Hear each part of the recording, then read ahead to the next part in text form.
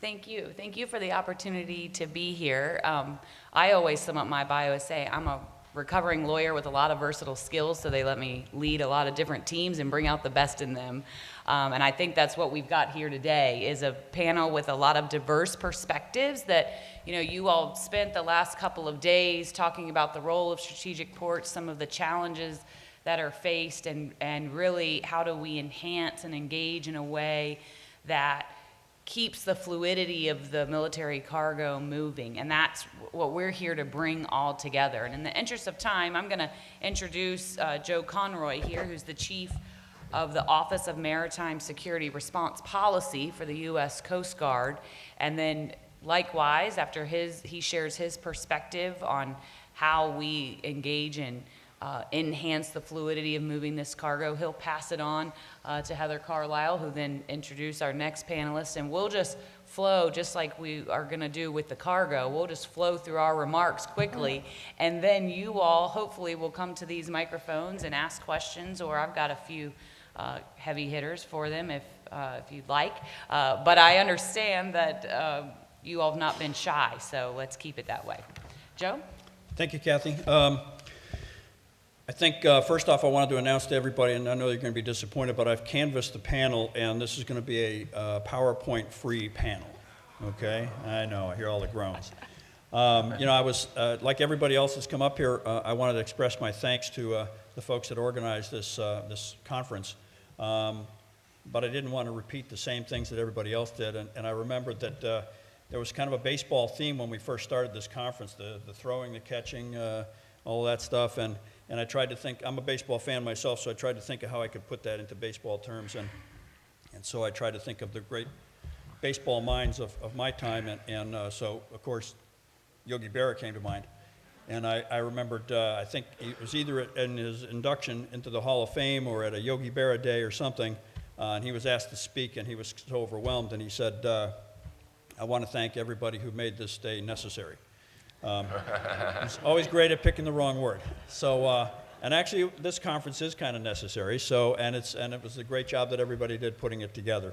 So, I'd specifically like to thank NDTA, AAPA, certainly MARAD, and Christopher Newport University. And Christopher Newport University is such an impressive facility. I think everybody was impressed with the infrastructure. It's just a beautiful campus. I think even the HVAC system was complimented the other day. And Eric Chapman and I were transiting across the campus the other day, and we actually encountered a few students. There weren't a whole lot on campus right now. I think they finished their final exams and they're getting ready for graduation. But we did engage with them and had a great encounter with them, and I was very impressed with how articulate, bright, and very positive they were as they go out into the workforce, as they get ready to go out into the workforce. So they'll probably lose that pretty quickly.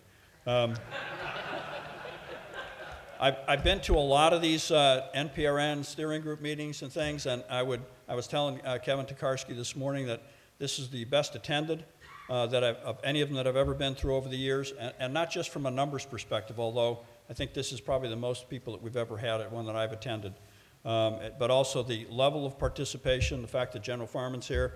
We just had every possible level of participation, and also people from the local ports that were here. We had Captain Carroll here yesterday, and so we've had a lot of levels, a lot of different assortment in the panels. So I think that was great.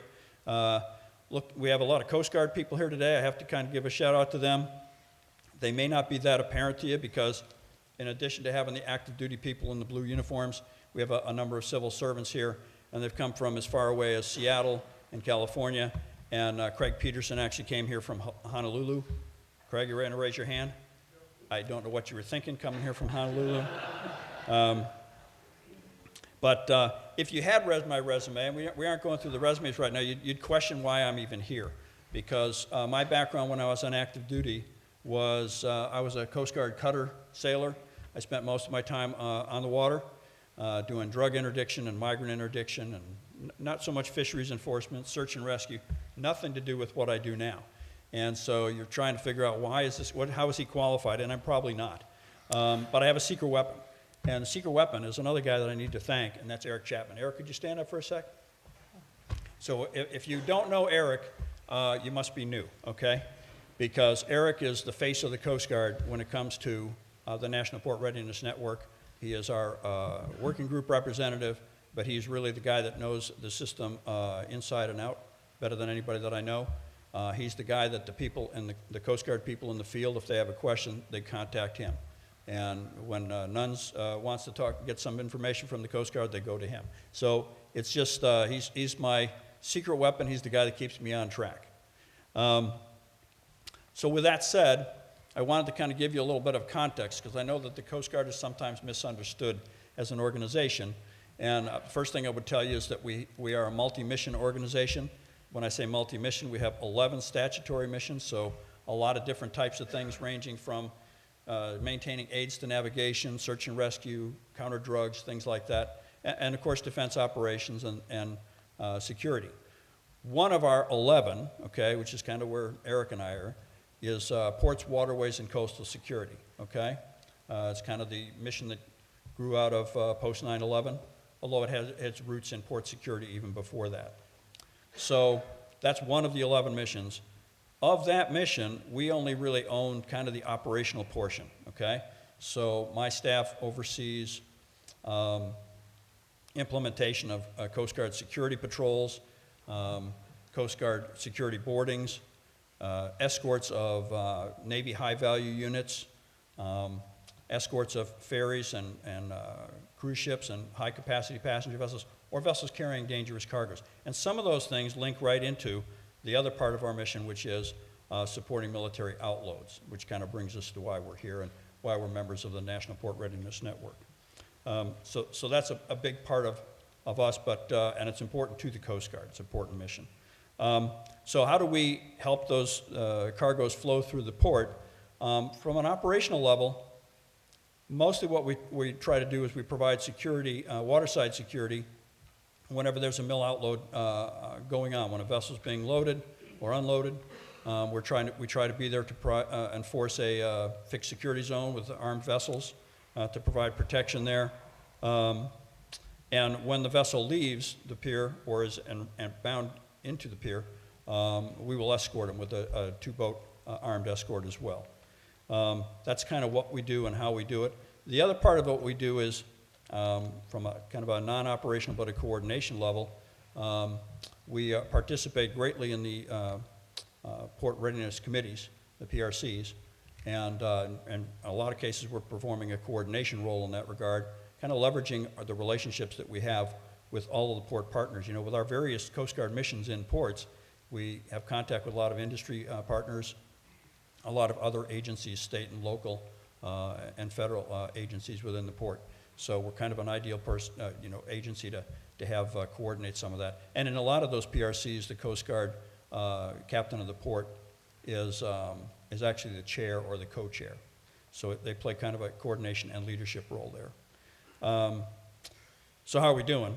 So on all that, I provided the NPRN working group with a summary of the annual State of the Port reports submitted by the Coast Guard captains of the port. We actually asked the captains of the port to submit something every year that explains what activity they have in their ports, how active they're being, what issues they're confronting, what problems they're having, and the challenges and things like that. And we get those and we collect those, and ultimately my staff summarizes the key findings of all of that, and we provide that to the NPRN as well. And steering group, I think, got a read-ahead, a copy of that for their read-ahead. So on behalf of the PRCs throughout the nation, I'm pleased to report that collectively the ports appear to be very healthy. The reports reflect a significant level of activity in each of the seaports, strategic seaports, through either actual military outload movements or exercises, in some cases both. And if there was any doubt that maybe we're just taking those reports at face value, I think you heard yesterday from Captain Carroll that he very thoroughly understands the mission and understands the importance of the mission and completely buys into that this is a no-fail mission and understands what he has to do it. And so they're very active in all these ports. I think we need to continue that. We get other reports in, annual enhanced port readiness assessment reports and quarterly strategic commercial port readiness reports are also being utilized by the NPRN. It keeps them apprised of the port readiness status, and it identifies issues that could potentially affect readiness, and those are identified and dealt with by the PRCs and also by the network itself. And it's clear that the working group, the NPRN working group, and the PRCs are addressing those. And lastly, I think it was last week, my flag officer, Rear Admiral Vogt, called me into his office and he said, I got this email from Major General Farman. And I said, uh-oh. And he says, yeah, and it's addressed to a whole bunch of flag officers, and he says, I need to discuss this with you. So at first I was concerned, and you made my day, General. But actually we had a great and robust discussion with Admiral Vogt. And after discussing and explaining some things, the way the PRCs work and things like that, he was totally on board with what you were talking about. Your email highlighted the importance of the PRCs in our strategic seaports and the need to keep them engaged on this thing to support power projection. So he's totally on board, wholeheartedly agreed. In fact, a few days later, he hosted a meeting with other flags, half of whom were sitting district commanders out in the Coast Guard field, and others that were prospective district commanders. And he raised that issue there, and I added some comments as well. So the district commanders are well aware of your email, well aware of your thoughts, and I think there's great alignment on that. And the Coast Guard is fully committed to supporting the PRCs and this mission. And with that, I'll thank you again for allowing us to participate in the conference and in this panel specifically.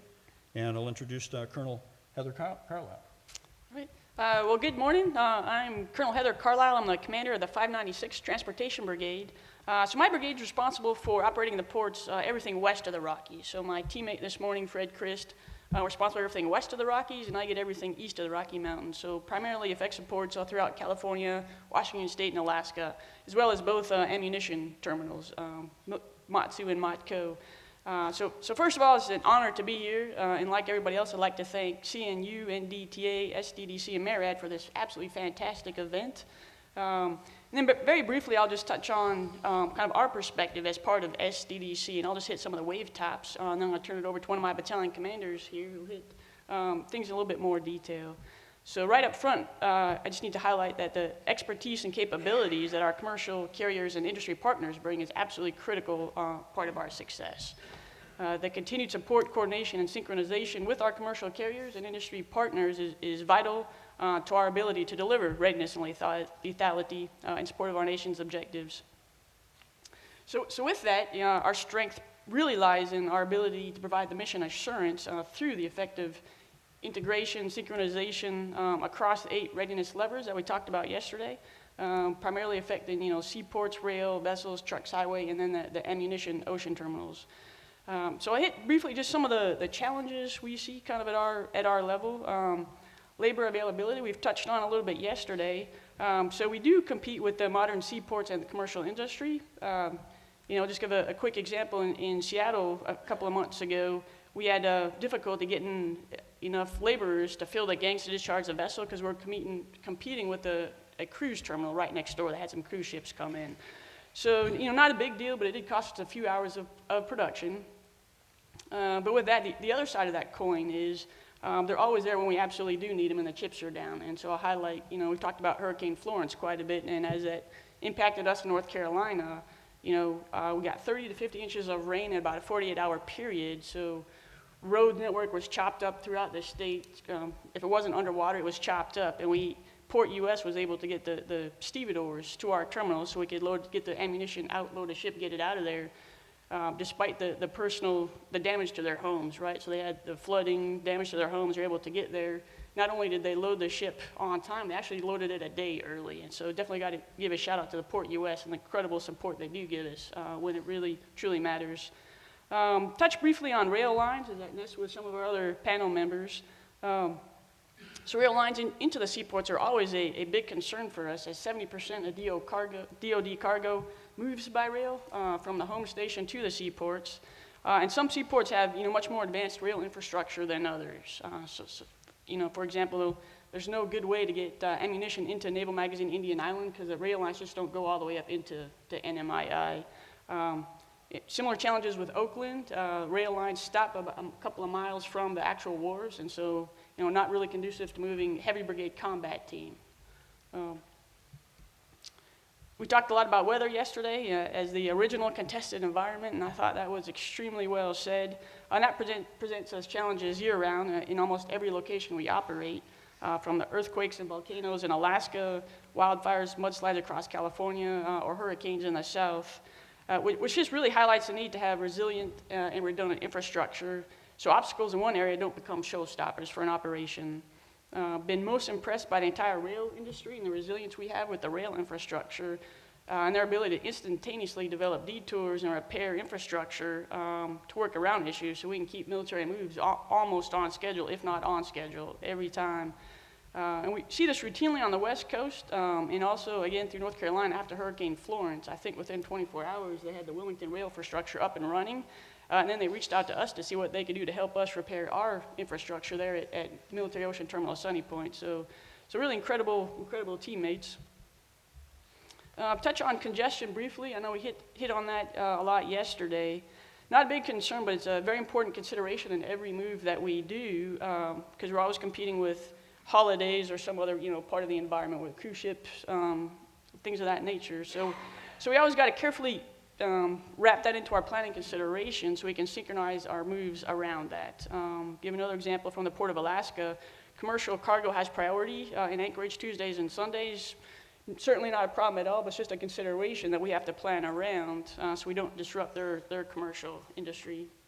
Last thing I want to talk about is our most important consideration, which is communication. It's critical that we engage our commercial partners and the port managements and SNRTS contractors very early in the planning process and open those solid lines of communication.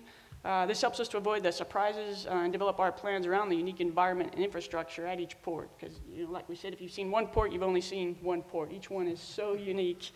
And best practices, the rock drills that we've started doing on the West Coast with our West Coast partners has absolutely been invaluable. We loop in all aspects from the labor unions to the rail lines to the port management has been absolutely critical to the success because they'll highlight some unique challenge that we had never thought of, and that's really helped us avoid a lot of issues.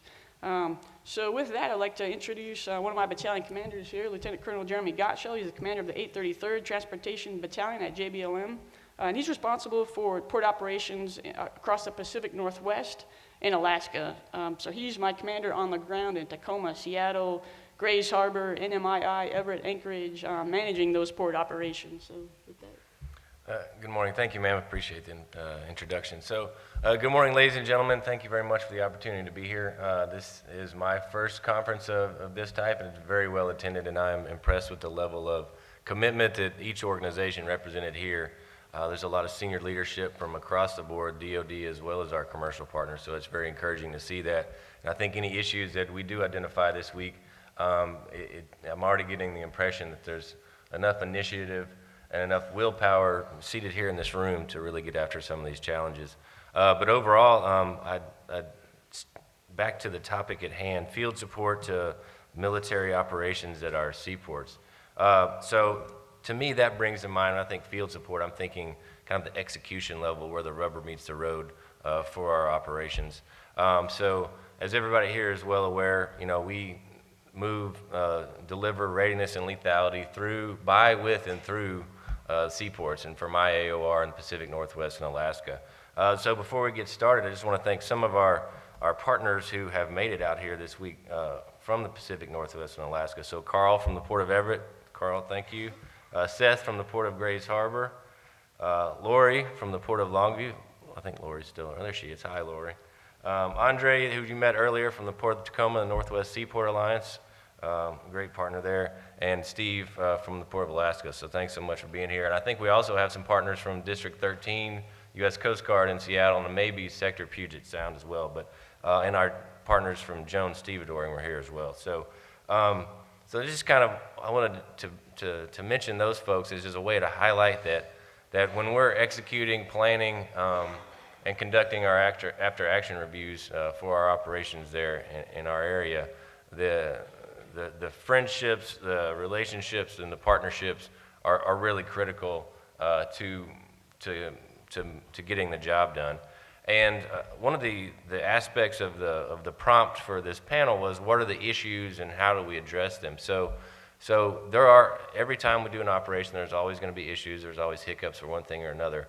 But those 3 ships and the communication that is involved in putting this operations together kind of help identify and mitigate before issues become a problem. So we know there's always going to be challenges, and beforehand, as transparent as we can be with one another, with our partners, I think really lays the groundwork for a successful operation. And we've learned that. Just in my tenure here recently, I've been in command about 10 months now. What we've kind of started to realize is the sooner we can all get integrated before a mission, and I say all of us, so it's the commercial port operators, it's our stevedoring company, and the unit we're supporting, along with our folks, the Coast Guard and the other organizations that we coordinate with, the sooner we all get together and can kind of start briefing one another on what to expect, we start to identify some assumptions that we can question and then identify something that may arise. But we usually have the great opportunity ahead of time to kind of head off some of those issues. And if issues do arise, then it's if you have these relationships ahead of time and the trust is there between ourselves and our partners, and it makes it much easier to deal with. Just for example, Colonel Carlisle mentioned we had a minor labor issue at the Port of Seattle. That kind of surprised us, but now we kind of understand the operating environment a little more, that, hey, it is a fact that where we are going to be competing with cruise ships and other commercial activities like that. But now we know that ahead of time going into it, so each of our missions, we kind of plan on that, and we can build in a buffer and work with our partners to kind of mitigate. And I think one thing also Colonel Carlisle discussed was, challenges that arise that nobody can predict. Well, we kind of understand it might happen, but for example, the earthquake in Alaska at the end of November, I believe it was. And you mentioned, ma'am, how quickly the infrastructure and our commercial partners addressed those issues in North Carolina. Well, after the earthquake in Alaska, we had 1st Brigade, 25th Infantry, the Stryker Brigade, moving from Fort Wainwright down to the National Training Center, and they go via the Port of Alaska. And they rail primarily from Wainwright. And so a lot of the rail lines of communication as well as the road network were obviously affected by the earthquake. So my assumption was, having never experienced an earthquake before, I'm kind of a middle of the country kind of guy, that it would just be probably pretty significant disaster, and this move would be, grind to a halt.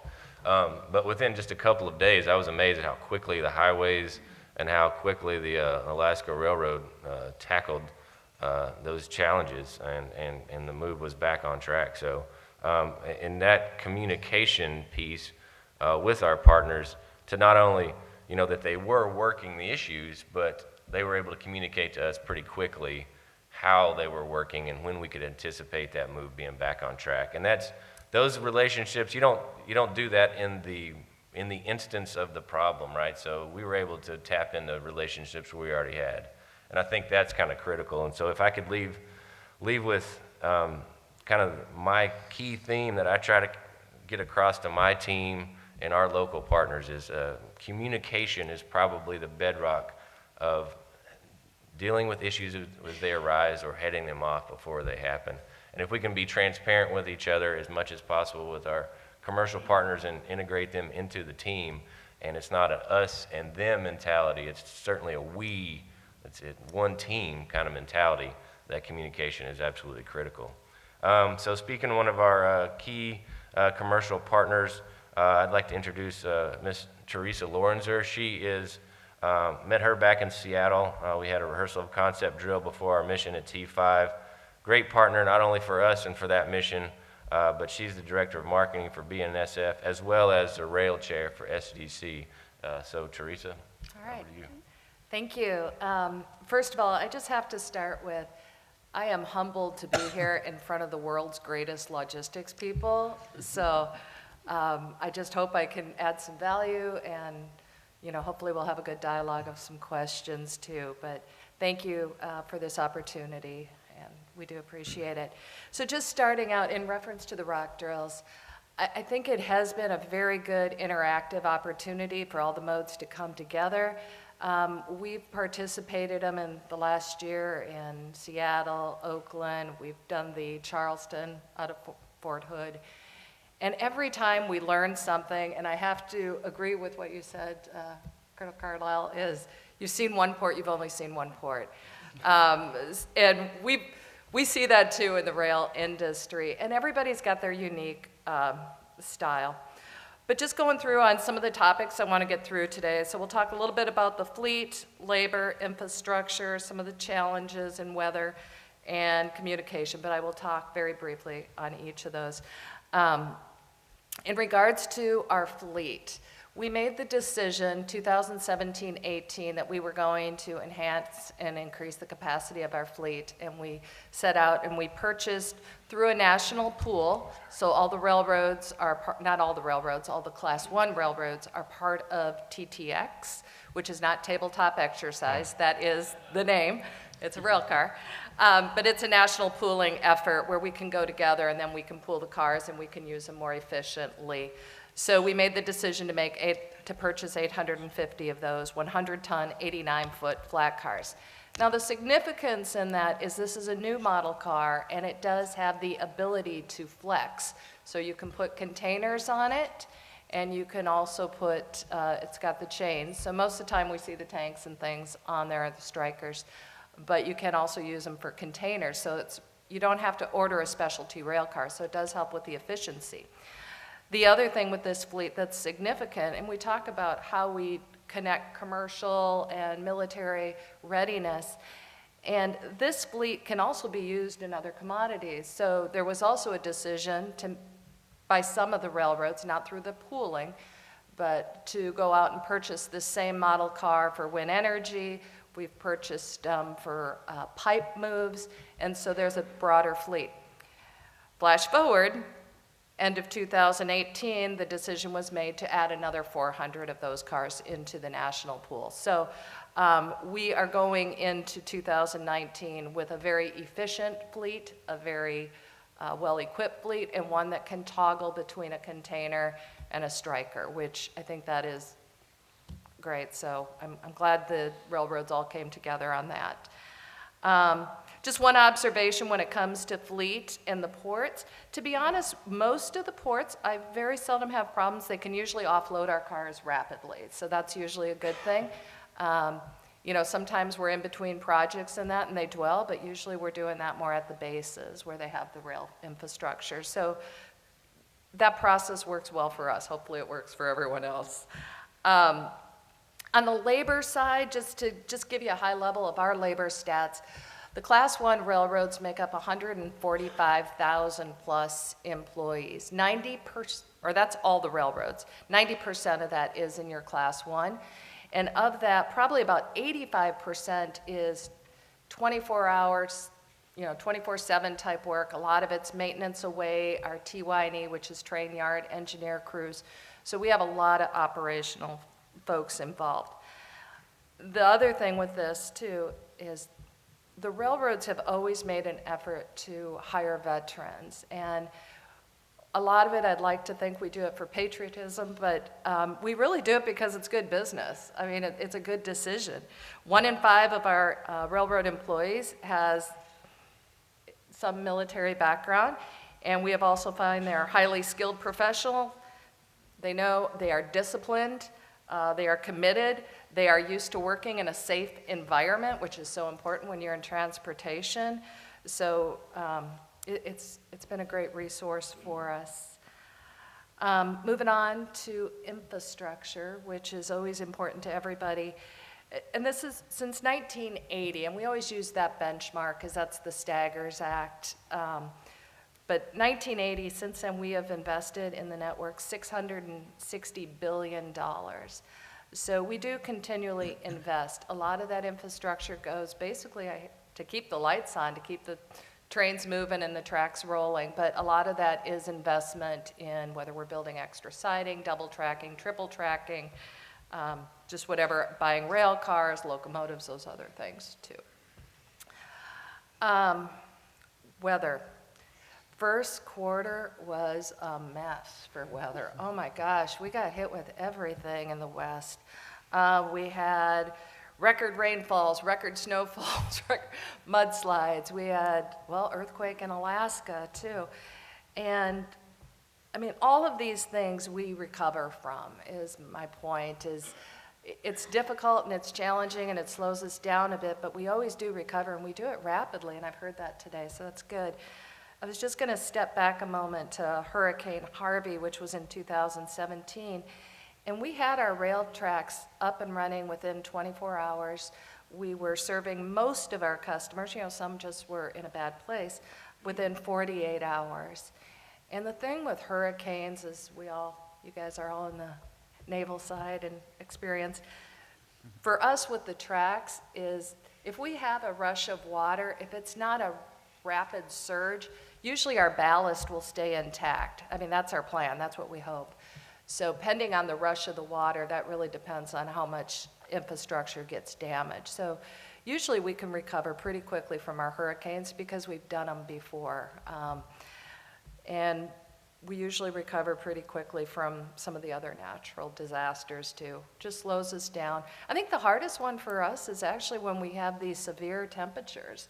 When it gets extremely cold, our trains operate on air brakes, so it takes a long time for that train to get its air and set. So sometimes we have to shorten train, which means you need twice as many crews, twice as many locomotives, and so the math goes on with that.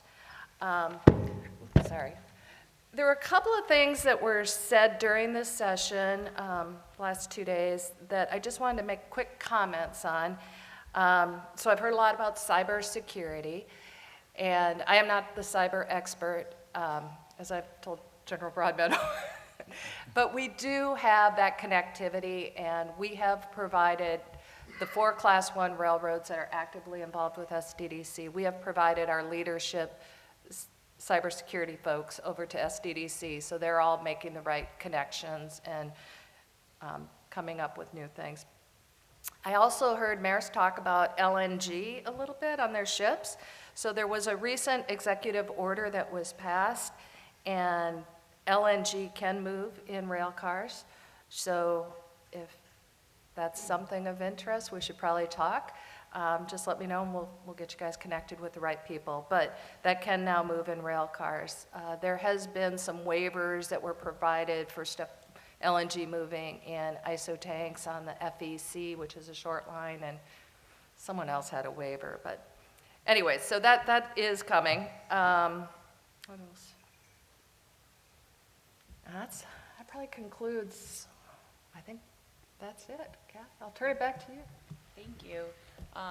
So I'll ask the first question, and then if anyone has a question, if you'll move to one of the mics while my colleague here is answering. And I'm going to start with Joe.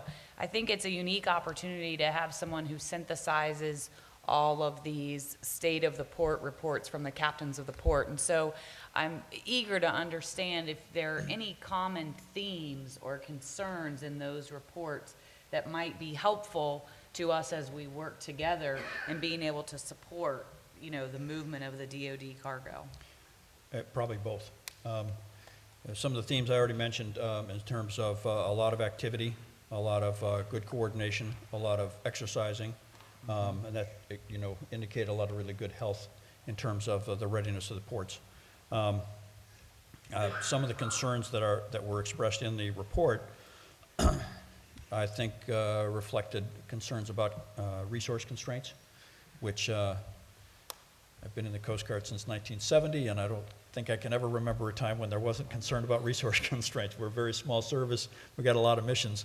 But it is a concern for the Coast Guard, and one of the concerns specifically that was reflected was, right after 9/11, we armed a lot of our smaller Coast Guard stations with weapons and the tactical training to be able to do escorts and do fixed security zone enforcement, things like that, things that we would also do for military outloads. And since then, as naturally the pendulum swings back the other way, sometimes those things get reduced.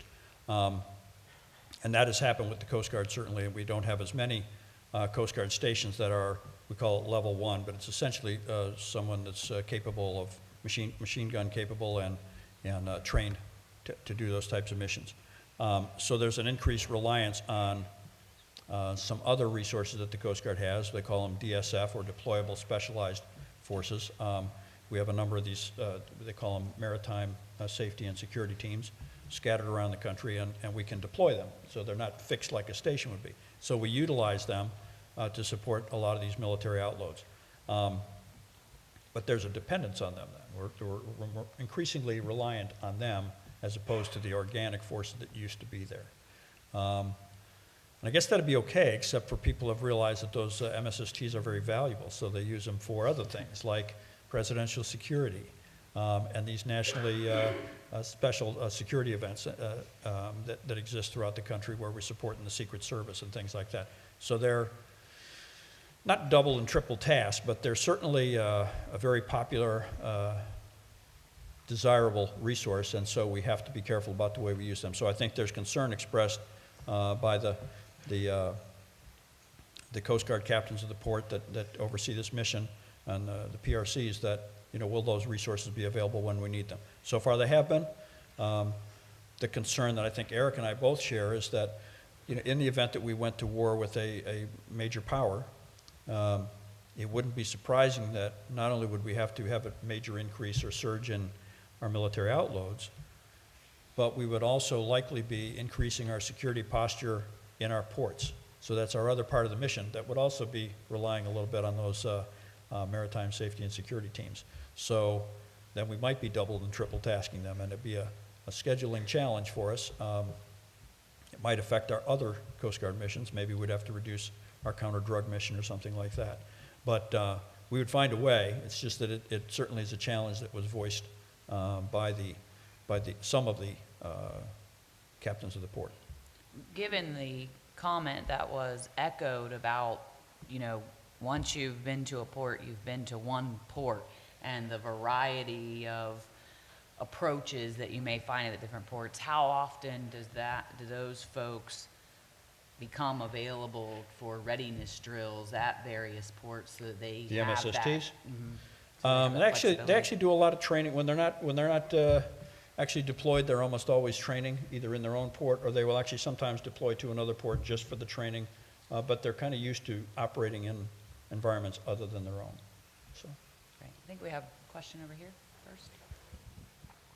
Yes, Scott Bates. I'm our Coast Guard District 13. I found out of experience the best way to get kicked out of a Port Readiness Committee is to mention the DISCA mission. And Sorry?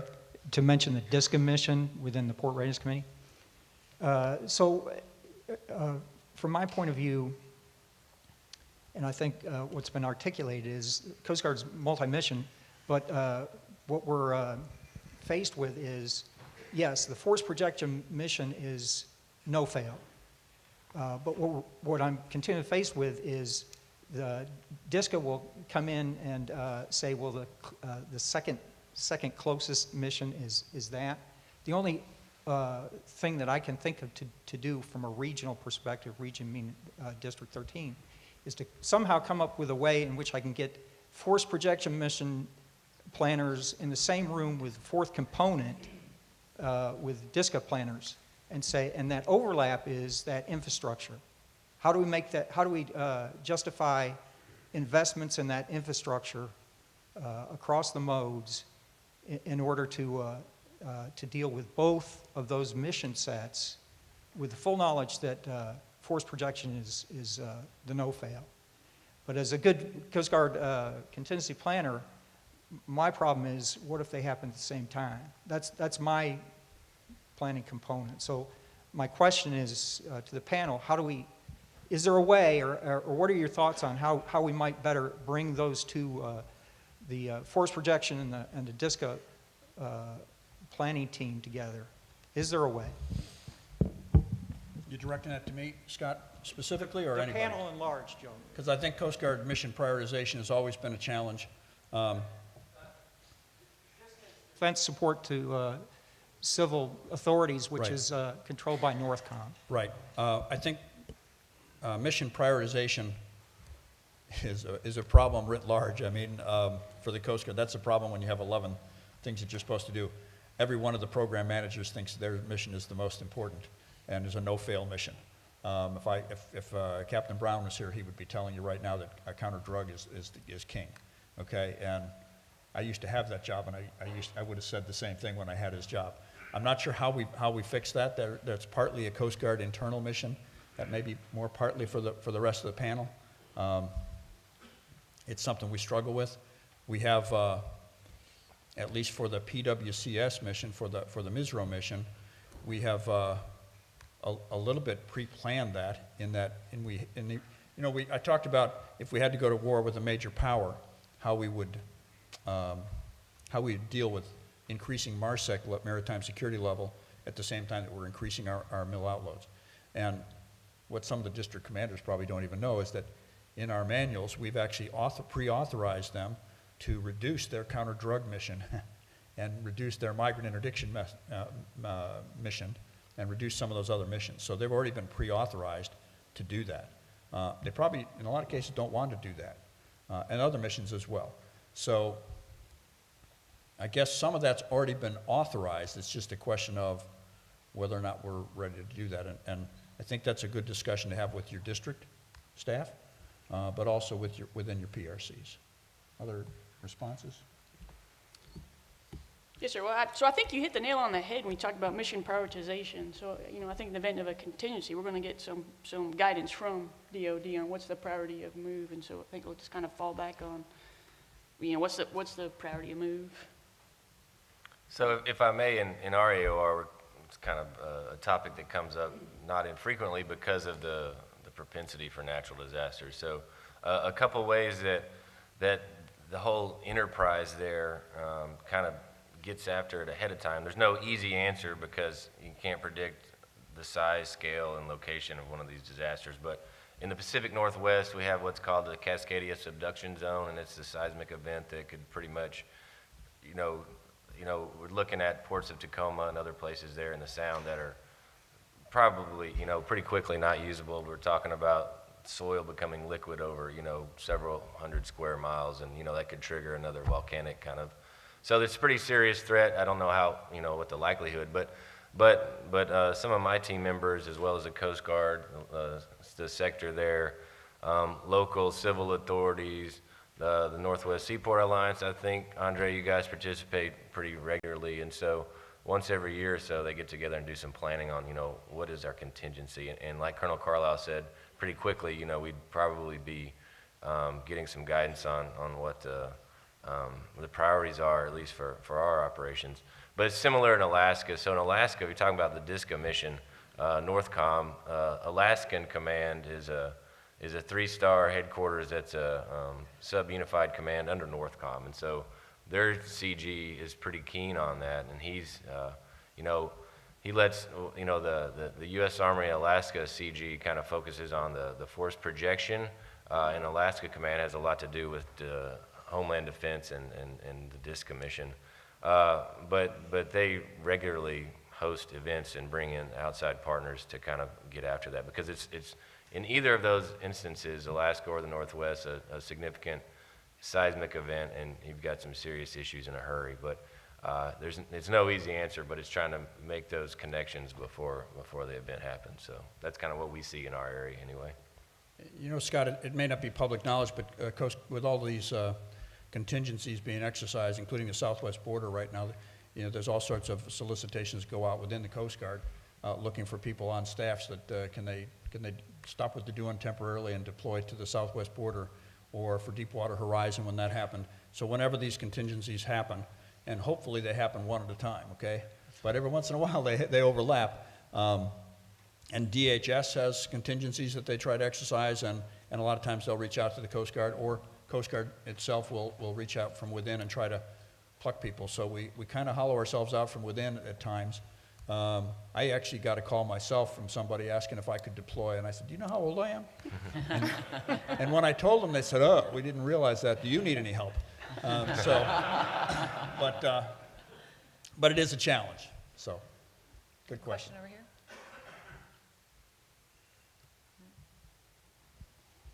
Morning. Morning. Colonel Carlisle, you mentioned 30, how many inches of rain and where? 30 to 50 inches of rain in North Carolina, kind of centered over the Wilmington, Southport areas. Oh, okay. North Carolina then. North It wasn't Carolina. California. I thought it was somewhere in California. We had 86 inches of rain in Texas. Okay. So Yeah. everything's Sounds like a bigger in one-up. Texas. Right.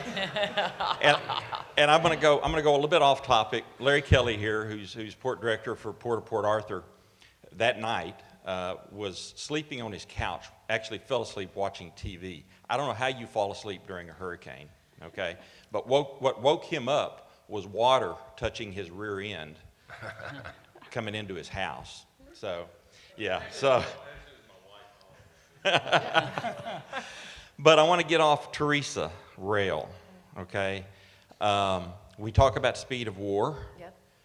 How can we improve speed of rail during military operations? And I know that's a tough question, okay?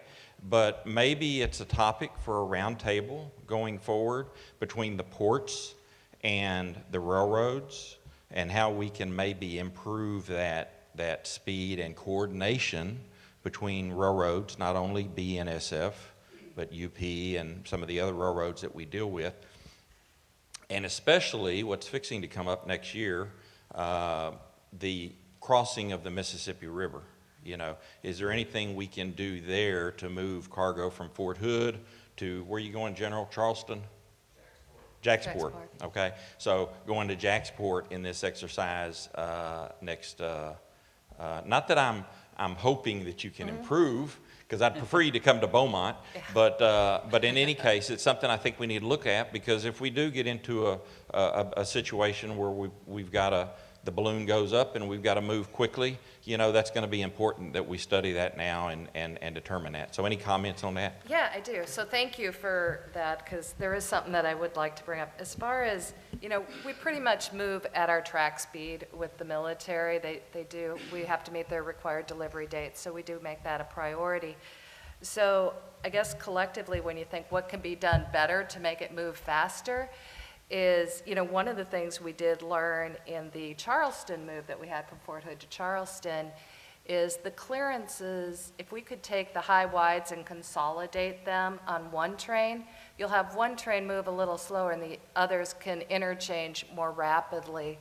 The Western railroads, there's a lot more open spaces, and when you get into the east side, the restrictions can be a little bit more. So it may not have been a problem for us from Fort Hood to the interchange, but it definitely our eastern partners, just because of their network. And, you know, let's face it, they were built in the 1800s, you know, some nice towns that they go through.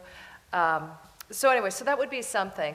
But as far as, those are the things we could work on to speed it up, I would say. It's just maybe think more proactively about how we load the trains and just, you know, how do we consolidate. Some lanes it won't matter. You know, like if you're going from Fort Hood to the training center, the clearances are fine. You're not going to be restricted unless you start going over your 12 foot 2 inches wide. So did that answer your question? Okay, thank you. Don, I saw you kind of, you wanted to jump up. I could see that. Don Jones is with the No, NS. it's the clearances, the high wides. We moved 637 rail cars, 62 on 10 trains. 62 of them were high wide. There was a high wide car on 9 out of 10 trains. So help us help you. And we put those trains into Charleston in 4 days. Yeah. So, Yeah, one high wide slows down the entire train. We don't. but I mean, 10 high wide trains, Yeah. we put them in Charleston from Fort Hood in 4 days between the two railroads. So I don't think the rail's going to slow you down, sir. Yeah. Right. One more question over here. Hey, good morning, Bill Burke with the Port of Virginia. More of a comment or maybe a best practice in reference to the other question about, especially when the Coast Guard has been tasked with several different issues at one time. and the ability. Our answer in the Port of Virginia is reaching out to our port partners and our OGAs, other governmental agencies, which includes our fire and our LE partners, to help with the force protection, to help the Coast Guard do what they need to do to protect. To give you an example, public safety dive teams, sonar capabilities, the abilities to recover, especially when we talk about weather. And when the captain of the port has to close the port, then all of our channels need to be assessed before they can be reopened. We have demonstrated in the Port of Virginia at one of our storms back when Captain Little was the captain of the port, we were able to assess the channels from Richmond all the way down to the Virginia-Carolina line, the intercoastal waterways, all of our main channels from the Atlantic Ocean in 4 hours. And we did it with about 25 to 30 vessels coming from all different areas that have been trained in sonar operations and the ability to do these assessments. So reaching out to your port partners, understanding what's going on. From the security perspective, all of the LE partners attend the NASBA Tactical Operation Course, which allows them to assist the Coast Guard with their security zones and also their escorts. So in many cases, if we do have an outload or anything like this, not only will be Coast Guard there, but we'll look out and see local LE and to be able to help us with that. So your port partners, your OGAs that are in your port can certainly help you, or in your port can certainly help you fill those gaps. I totally agree. In fact, the Coast Guard, we encourage our COTPs to reach out to their, by the way, OGAs stands for other government agencies. So we reach out to both state and federal.